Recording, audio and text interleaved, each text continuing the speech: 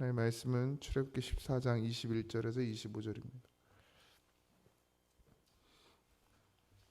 출애굽기 14장 21절에서 25절입니다. 합독합니다. 모세가 바다 위로 손을 내밀매 여호와께서 큰 동풍이 밤새도록 바닷물을 물러가게 하시니 물이 갈라져 바다가 마른 땅이 된지라. 이스라엘 자손이 바다 가운데를 육지로 걸어가고 물은 그들 좌우에 벽이 되니 애굽 사람들과 바로의 말들 병거들과 그 마병들이 다 그들의 뒤를 추격하여 바다 가운데로 들어오는지라. 새벽에 여호와께서 불과 구름 기둥 가운데서 애굽 군대를 보시고 애굽 군대를 어지럽게 하시며 그들의 병거 바퀴를 벗겨서 달리기가 어렵게 하시니 애굽 사람들이 이르되 이스라엘 앞에서 우리가 도망하자. 여호와가 그들을 위하여 싸워 애굽 사람들을 치는도다. 아멘. 할렐루야.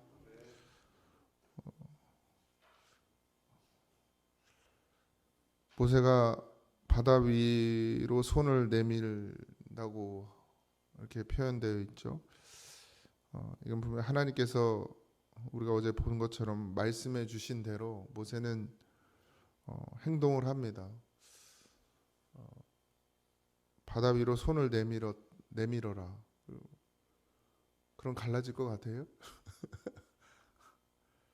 여러분들 생각해 보세요. 그냥 내가 이렇게 바다 위에 손을 내민다고 멀쩡한 바다가 이렇게 쫙 갈라질 거라고 이게 믿어지냔 말이에요. 근데 모세는 그 행동을 합니다.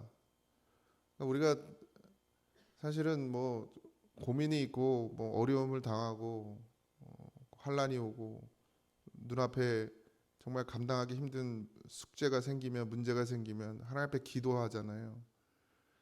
기도를 하면 하나님이 뭐 목사를 통해서 말씀을 전하든지 아니면 그 성령의 감동으로 그 가운데 중심에 말씀을 하시든지 분명히 응답을 하신단 말이에요.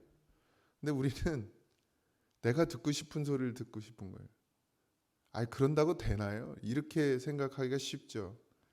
바다에다가 손 든다고 바다가 갈라지는 게 이 상식적으로 80세 노인인데 80년을 살았지만 그런 일을 겪어본 적이 없잖아요.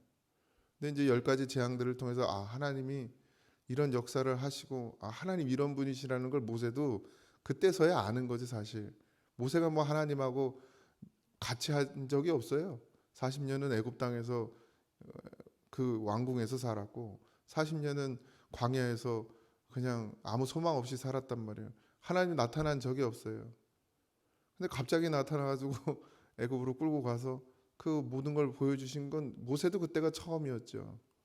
이스라엘 백성들도 같이 봤단 말이에요.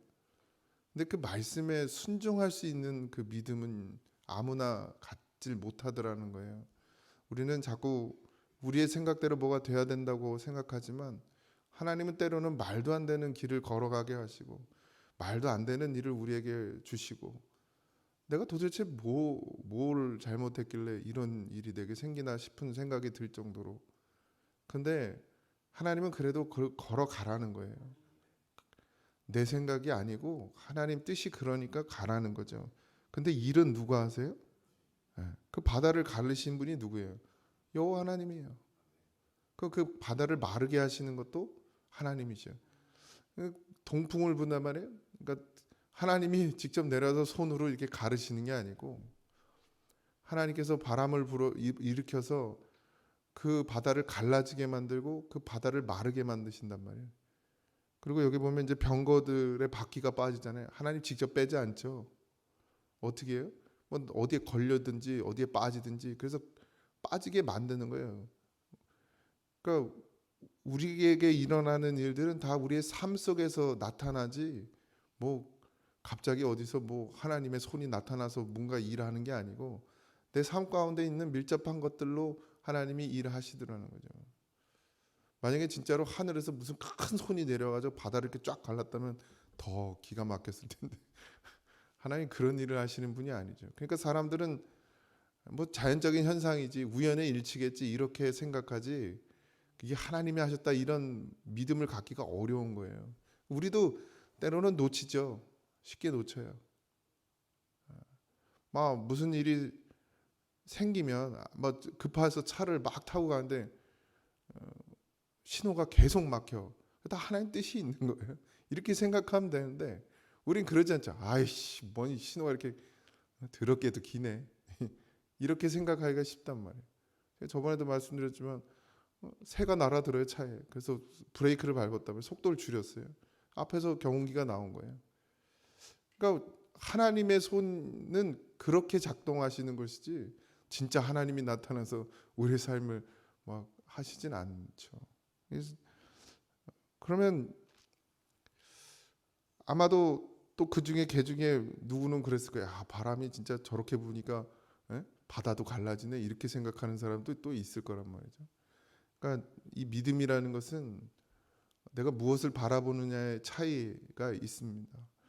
비를 내리시는 것도 바람을 불게 하시는 것도 때로는 하나님이 그 일을 통해서 나는 비가 안 왔으면 좋겠다고 기도하는데 누군가는 비가 필요하니까 하나님이 비를 허락하실 수도 있고, 그러니까 이런 모든 것들이 믿음으로 받아들일 수 있는 그런 신앙이 되어지시길 바랍니다. 하나님이 걸어가라 하면 그냥 걸어가면 돼요. 아, 여기를 어떻게 가요? 이 길을 내가 어떻게 갑니까? 더러운 길을. 그렇게 생각하는 순간 믿음하고는 이제 멀어지는 거죠. 그냥 주님이 가라 그러면 모세처럼 그냥 아무 생각 없이 하면 돼.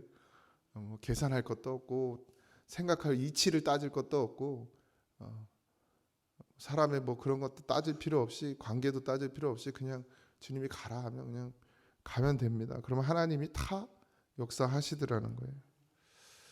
바다와 바람도 움직이시는 하나님이십니다. 믿음과 불신의 차이는 누가 믿냐는 거예요. 모세는 믿죠. 믿고 행합니다. 모세만 믿어요. 이스라엘 백성들은 어떻게 하죠? 그냥 따라오죠. 그러니까 믿음은 아니고 그냥 모세를 따라오죠. 그래서 하나님께서 그 가르시고 마르시고 그 길을 이스라엘 백성들이 걸어가게 됩니다. 믿는 자와 믿지 않는 자가 동일하게 하나님의 역사 속에 들어가요. 애굽 군대들도 그 갈라진 바다를 걸어가죠. 근데 하나님께서 그냥 두질 않죠. 새벽에 불과 구름 기둥. 이제 새벽이 되니까 공존하죠. 원래는 낮에는 구름 기둥, 밤에는 불 기둥인데 새벽에는 두 개가 같이 있네요. 그래서 그걸 통해서 하나님께서 믿지 않는 자들 가운데서 역사하십니다. 그들을 앞으로 다가오지. 왜 이스라엘은 걸어가고 있고 이들은 말을 타고 막 병거를 타고 오고 있으니까 속도가 차이가 나겠죠. 또 하나님께서 막아주시고 그리고 바퀴가 빠지게 하고 이 다 여호와 하나님께서 하셨다. 성경에 그렇게 기록되어 있습니다. 우리의 일상에서 일어나는 모든 일들 가운데 여러분들 그런 믿음을 가지십시오. 좋은 일만 하나님이 하시는 게 아니고 때로는 어려운 일도 우리에게 당하게 하십니다. 왜냐하면 하나님은 우리가 다른 것 아니라 하나님만 바라보길 원하시기 때문이에요. 다행히 이스라엘 백성들은 아직 안 치시고 애굽을 통해서 내가 여호와 하나님인 것을 알게 하죠. 이 애굽에게도 알게 하지만 이스라엘 백성에게도 알게 합니다. 그래서 바다가 애굽에 있는 곳에 있는 바다가 잠겨요. 그러면서 이스라엘 자손이 바다 가운데 육지로 행하고 물 좌우 벽이 되었더라. 그날에 여호와께서 이같이 이스라엘 여기 아니구나. 애굽 사람의 손에서 구원하시며 이스라엘이 바닷가에서 애굽 사람들이 죽어 있는 것을 보았더라. 그러니까 바다 가운데 엎으셨어요. 애굽 사람들이 있는 곳을. 27절에 보면 먼저 거기를 엎으세요. 이스라엘 백성들이 가고 있거든요, 지금.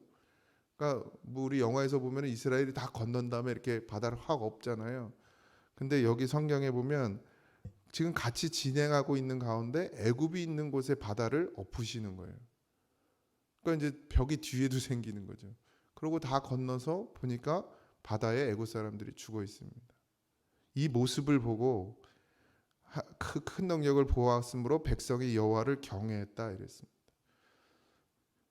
근데 이 경외라는 것이 계속 가야 되는데 그렇질 못하죠. 개 중에 믿지 못해서 광야에서 원망하고 불평하다 죽는 사람들이 많잖아요. 분명히 이 교회는 하나님의 은혜와 역사 가운데서 일하시고 각자 개인에게 하나님의 은혜가 분명히 역사해 주셨음에도 불구하고 자꾸 잊어버려요. 그래서 그걸 계속 기억하고 그걸 계속 우리가 묵상하고 모세는 뭐 특별한 더 능력이 있지 않았습니다. 같은 사람이었죠. 하나님을 믿는 믿음 그거 때문에 하나님께서 끝까지 40년이라는 시간 동안 모세를 사용하십니다. 우리가 다 모세가 될 수는 없지만 그래도 이스라엘 백성들 가운데 1세대들은 다 광야에서 죽게 되잖아요. 근데 그래도 남아있는 자들이 있죠. 믿음으로 세워지는 자들이 있습니다. 하나님께서 우리를 사랑하시는 그 사랑, 그 은혜, 마치 바다를 갈라 그 길을 걸어가게 하시는 것처럼 우리의 삶 가운데서도 하나님께서 분명히 여러분들의 삶에서 지금까지 여러분들을 지키시고 보호하시고 인도하셨음이 분명히 있잖아요. 그럼 그것을 보고서라도 하나님을 경외하고 하나님을 신뢰하고 믿고 따라가야 하는데 때로는 그렇지 못할 때가 있죠. 근데 자신하지 마세요. 여러분들 정말 더 큰 환란이 오면, 더 큰 어려움이 오면, 내가 상상하지도 못하는 일이 오면 그래도 여러분들 하나님만 바라보고 다 주님이 하셨습니다 이런 고백이 나오실 수 있냐는 거예요. 그런 믿음을 준비하십시오. 그래서 하나님의 나라에 갈 때까지 흔들리지 않고 요동치 않고 넘어지지 않고 굳건히 서서 걸어갈 수 있는 그런 믿음을 준비하십시오. 그래서 하나님은 늘 우리에게 계속해서 비를 내리듯 말씀을 우리에게 허락하십니다. 말씀을 먹어야 우리의 영이 심령이 든든하게 서는 것입니다. 그래서 먹어야 되는 거예요. 그래서 먹는 것으로 끝나지 않고 계속 되새김질하죠. 그렇게 해서 하나님 어느 때든 하나님이 일하실 때 아니면 마귀가 우리를 유혹할 때 우리를 그 사망과 죽음 가운데서 그 시험 가운데서 이겨낼 수 있는 그런 믿음을 준비하시기 바랍니다. 아무 일이 일어나지 않으면 몰라야 내가 믿음이 있는지 없는지조차 모르고 사는 거예요. 그러니까 때로는 점검하실 때도 있고 때로는 마귀의 유혹이 찾아올 때도 있습니다. 그럴 때마다 분명히 하나님이 나를 홍해 가운데서 건지시고 세례 주신 그 믿음을 잃지 마시고 오늘 하루도 그렇게 살아가길 소망합니다. 하나님은 이 땅의 것을 통해서 역사하시고 이 땅의 것을 통해서 우리를 때로는 지키시기도 하시고 보호하시기도 하시고 또 땅의 것을 통해서 우리를 하나님만 바라볼 수 있는 그런 상황들을 만들어 주심을 잊지 마시고 오늘도 그런 가운데 살아가시기 바라고 도망치지 말고 믿음을 준비하십시오.